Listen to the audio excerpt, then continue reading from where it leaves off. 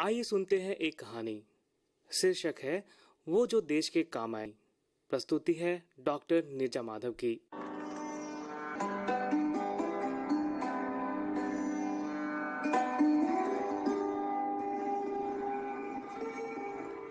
कुछ आतंकवादी पाक के कब्जे वाले कश्मीर से भारत में घुसे। सेना के आधार शिविर में सोते हुए भारतीय सेना के जवानों को अपना निशाना बनाया। सुबह सुबह ड्यूटी की अदला बदली करने के बाद ये सैनिक अपने बेस शिविर के टेंटों में सो रहे थे। हमले के बाद पैरा कमांडो ने मोर्चा संभाला और 3 घंटे के ऑपरेशन के बाद आतंकियों को मार गिराया। उसके बाद मातमी धुन के साथ शहीदों के शव उनके घर तक पहुंचने लगे। उन्हीं शवों में एक शव हवलदार लव कुमार का भी था। जिस समय फोन द्वारा यह सूचना लव कुमार के घर पहुंची थी, शाम होने वाली थी।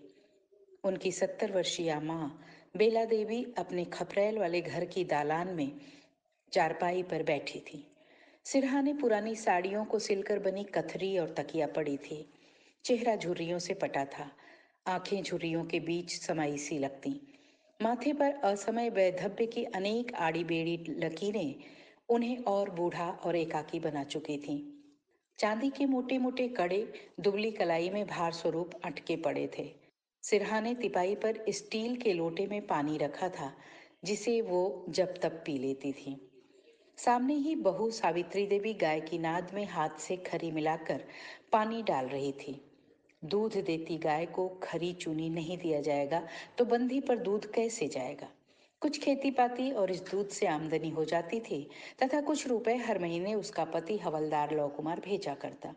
घर की गाड़ी चरर मरर किसी तरह खिंच रही थी। 3 3 छोटे बच्चों का पालन पोषण, बूढ़ी सास की दवा, कार परोजन, सब तो इसी में निपटाना था। घर में कोई दूसरा पुरुष सदस्य न रहने से लव की बहू सावित्री को ही हाट बाजार से सरसामान भी खरीद कर ले आना पड़ता। घर बाहर के काम के बोझ से सावित्री का व्यवहार थोड़ा चिड़चिड़ा हो उठा था। बेला देवी सब समझती थी, पर जांगर पैरुख जवाब दे गया था। मजबूरी में बहू को सांत्वना देती, जाने दो, तुम्हारे भी दिन फिरेंगे दुल्हन। लव रिटायर होकर घर आ जाएगा तो बाहर का काम देख लेगा, तुम्हारा भार हल्का हो जाएगा।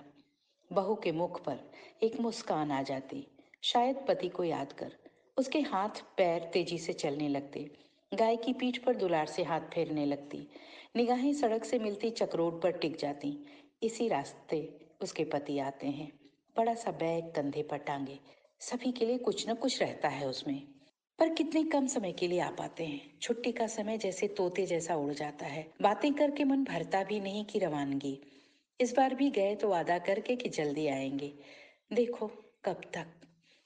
बूढ़ी बेला देवी के बगल में रखे पुराने से मोबाइल की घंटी बजी तो उन्होंने अपनी कमजोर आवाज में बहू को पुकारा, दुल्हन देखो फोन, शायद बाबू का हो।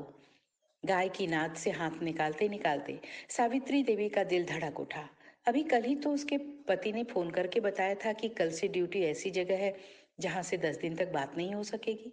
अगले ही क्षण उसके मन ने समझाया, हो सकता हो ड्यूटी बदल गई हो सकता है मायके से किसी का फोन हो।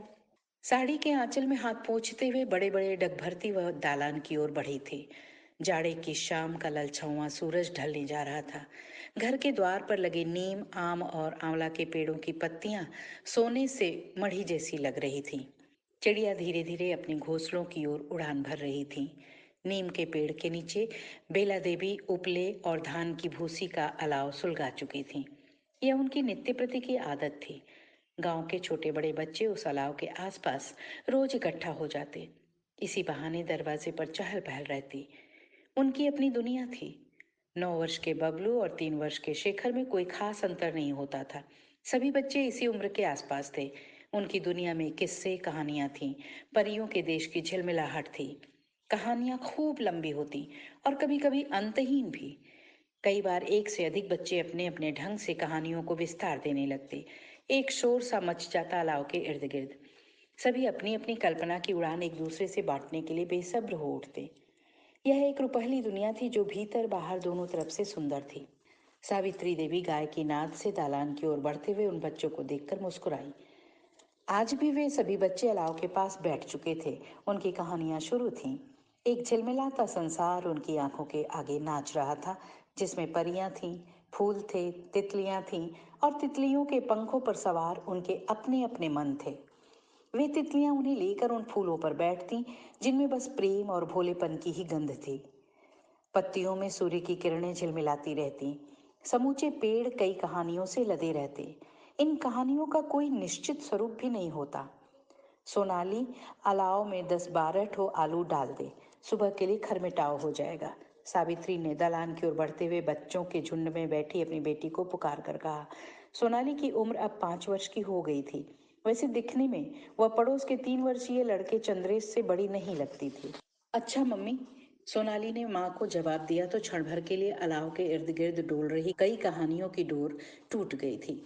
कुछ देर के लिए बच्चों की पंचायत में सन्नाटा छा गया था, परंतु अगले ही पल किसी की झटके में बाहर आ गई नाक पर हंसी का फव्वारा छूट पड़ा। बच्चे ताली पीट पीट कर हंसने लगे। अलाव का धुआं भी बच्चों की स्वच्छ हंसी में इधर उधर घूमने लगा। बच्चों की आंखों में अनायास ही आंसू आने लगे, कुछ हंसी से, कुछ कंडे और भूसी के कड़वे धुएं से। शेखर ने झुककर अलाव में फूंक मारकर जलाने की कोशिश की तो राख उड़कर उसके मुंह की ओर आ गई। यह दूसरा फव्वारा था हंसी का। वह जल्दी जल्दी दोनों हाथों से चेहरे की ओर उड़ रही राख को हटाने की कोशिश कर रहा था और अन्य बच्चे उसकी ओर हाथ दिखा दिखा कर हंस रहे थे। नन्हा चंद्रेश डर कर पीछे खड़ा हो गया। उसके पाजामे का नाड़ा ढीला हो गया था। वह उसे दोनों हाथों में संभाले हुए धुएं से आंखें चुरा रहा था। बच्चों में सबसे शरारती नानू ने मजाक मजाक में चंद्रेश का पाजामा नीचे से पकड़कर खींच दिया। पाजामा जमीन पर आते आते बचा, किंतु चंद्रेश की इज्जत सबके सामने खुल गई। चंद्रेश नाराज मुद्रा में जाने लगा तो सोनाली ने पुचकार कर उसे वापस बुला लिया और नानू पर बिगड़ पड़ी। कहानी सुनाते सुनाते ये क्या बदतमीजी है? ठीक से सुनाना हो तो सुनाओ, नहीं तो क्या? नानू ने मजाक में पूछा तो लाले लपक कर बोल पड़ा, ये खुद सुनाने लगेगी। फिर एक हंसी का फवारा सभी को भिगो गया था। चंद्रेश की नाराजगी इस हंसी में घुल गई थी। मनगढ़ंत कहानियां और गप्पों का दौर कुछ ही क्षणों के अंतराल के बाद पुनः शुरू हो गया था। ए जानते हो, कल मेरे आंगन में एक मोर नाच रहा था, बबलू ने अपनी गोल आंखों को फैलाते हुए कहा। हाँ सही में? शेखर को विश्वास नहीं हुआ। हाँ सच्ची मुच्ची भाई, छत से कूदा झप से। घर में कोई नहीं था, अम्मा बाहर चावल पछोर रही थी, हम ओसारे में बैठे थे, तभी कूदा छप से और देखा कि कोई नहीं, बस नाचने लगा पूरा पंख फैलाकर ऐसे। बबलू ने अपने दोनों हाथों को सिर के ऊपर हवा में मोर पंख की तरह लहराते हुए बताया। क्यों नहीं पकड़ लिए? मजा आता। उसकी टांग में रस्सी बांधकर हम लोग झउआ के नीचे तोप देते। सोनाली उसकी बात ध्यान से सुनते हुए बोली। वह उठकर माँ के कहे अनुसार आलू लेने घर की ओर चली गई। हाँ, हम चावल छींट देते उसके पास, खाता रहता, शेखर ने कहा। भक्त बेचारे के बच्चे कितना रोएंगे, नन्ही रीमा ने नाक सुड़कते हुए कहा। कब भागा यार? शेखर को मोर के बारे में उत्सुकता हो रही थी। कुछ ही देर में अम्मा अंदर आने लगी तो उनको देख कर उड़ गया, बबलू ने कहा। हमारे खपरेल वाले घर में गौरैया के 2 बच्चे हैं। हम लोग रोज स्कूल से आकर उनको दाना पानी देते हैं। नानू ने दूसरी सूचना दी तो बबलू ने उसे कहानी से जोड़ने की कोशिश की। वही कौवा और गुदी वाली कहानी में जो गौरैया थी। एकाएक एक क्रूर अदृश्य हाथ इस निश्चल स्वर्गिक वातावरण की ओर बढ़ा, जिसने बड़ी निर्ममता से कहानियों और तितलियों सी सुकुमार कल्पनाओं पर प्रहार किया। घर में आलू लेने गई सोनाली दौड़ती हुई खाली हाथ उनके पास आई थी और घबराते हुए सभी को बताया। फोन से सूचना आई है कि पापा देश के काम आए, मम्मी रो रही है आंगन में। एक विकराल सूचना जो उन सब के बीच खड़ी थी, भयानक अट्टहास करती, डराती। एक ऐसी सूचना जिसका शरीर नहीं था, हाथ पैर भी नहीं थे, आंखें और मुंह भी नहीं था, जिससे जाना जा सकता कि वह कहाँ से आ रही है, क्यों उनकी तितलियों, कहानियों, किस्सों की दुनिया को आग लगा रही है। सभी बच्चे स्तब्ध थे। सोनाली पुनः मम्मी की ओर भागकर जाने लगी थी। सब कुछ जैसे ठहर सा गया। कुछ क्षण पहले की हंसी से लाल हुए बच्चों के गाल भय से पीले पड़ गए थे। कोई कुछ बोलने की स्थिति में नहीं था। चंद्रेश ने डरते डरते पूछा, लेकिन वे वापस कब आएंगे? नानू, जो अपेक्षाकृत उन बच्चों में सबसे बड़ा था, उसने थोड़ा डांटते हुए कहा, जब वे देश के काम आ गए तो फिर कैसे लौटेंगे? क्षण भर के लिए बच्चों की सभा में सन्नाटा खींच गया। अपनी मम्मी की शाल में गुड़ी मुड़ी सी लिपटी नन्ही रीमा अधीर होकर बोल पड़ी, ये देश के काम क्या है? लड़ाई, नानू ने कुछ सोचकर जवाब दिया। लड़ाई क्या होती है? चंद्रेश ने अपनी महीन आवाज में पूछा। कुछ मारपीट जैसी, शेखर ने गंभीरतापूर्वक समझाने की कोशिश की। जैसे हम लोग खेलते समय करते हैं, रीमा पूछ बैठी। नहीं, उससे थोड़ा अलग। नानू के चेहरे पर एक गंभीर उदासी छा गई थी। उसने दालान की ओर देखा था। शायद बूढ़ी दादी को पता नहीं था कि उनका बेटा देश के काम आ गया। वे खाट पर बैठी चुपचाप सामने की ओर देख रही थी। उनकी बहू सावित्री देवी फोन लेकर अंदर चली गई थी बात करने।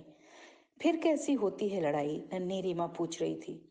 दुश्मन के साथ होती है लड़ाई, शेखर ने जवाब दिया। क्या करते हैं लड़ाई में? चंद्रेश की आंखें फैल कर बड़ी हो गई थी। एक दूसरे को मारते हैं, बंदूक से, बम से, और मेरे पास भी एक बंदूक है, नन्ही रीमा आक्रोश में बता रही थी। सभी बच्चों में एक उत्सुकता जाग उठी। कहाँ है? शेखर ने पूछ लिया। रीमा की यह सूचना उसे संतोष देने वाली थी। चलो, उन लोगों के पास भी बंदूक है। रीमा तुतलाते हुए बता रही थी। होली में पापा छुट्टी में आए थे ना, तो मेरे लिए पिचकारी वाली बंदूक ले आए थे। दूर से ही रंग मार दे रही थी वो पिचकारी वाली बंदूक। हम भी मार देंगे दुश्मनों को अपनी बंदूक से। भग पगली, वो असली बंदूक नहीं है। असली तो बहुत खतरनाक होती है। एक गोली लगी कि आदमी खत्म। नानू का ज्ञान उसकी उम्र के अनुसार थोड़ा विस्तृत था। क्या उनको दया नहीं आती? चंद्रेश पूछ रहा था। वह हतप्रभ था। नहीं, उनकी आत्माएं नहीं होती, नानू जैसे उलाहना दे रहा था।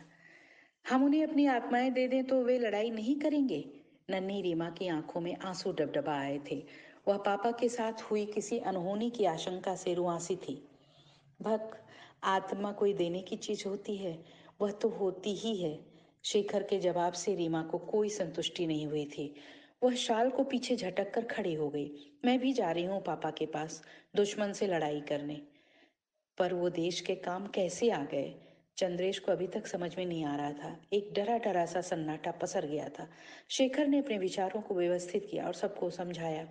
देखो, अपने देश के लिए लड़ाई करते हुए जो दुश्मनों के द्वारा मार दिया जाता है, उसी को कहते हैं। क्या? पापा को दुश्मनों ने मार दिया? वे फिर कभी नहीं लौटेंगे?